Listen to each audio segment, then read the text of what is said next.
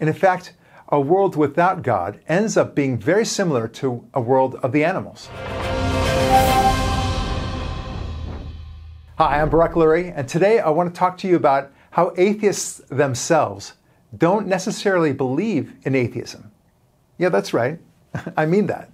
In other words, he enjoys all the benefits of a world with God, especially in America and almost every other country in Western civilization, which infuses its morality from the Judeo-Christian mindset. And because of that, he enjoys the benefits of truth, of justice, of beauty, of music, a sense of fair play, and for that matter, freedom and democracy itself. These are things, among many other things, that he truly enjoys. He wants to live by, and he expects others to live by. Right? I mean, don't we all want that? But the question is, why? I mean, animals don't have any of these senses. An animal doesn't have any interest in truth or justice, or a sense of purpose, or improving his life to become a better dog or a better cheetah for that matter, right? That's not in their DNA.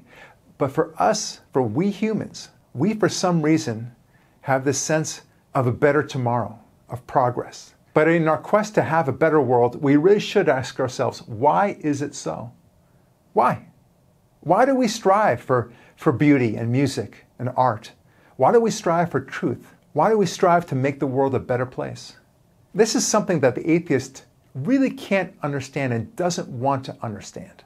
And in fact, a world without God ends up being very similar to a world of the animals, where it's only struggling, where you only have three central missions in your life: to eat, to not be eaten, and to mate. That's it. If you want that world, well, then be an atheist.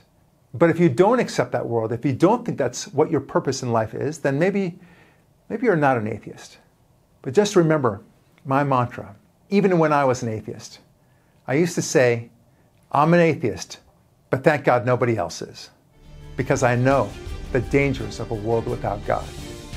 We'll talk about that more in our next episode.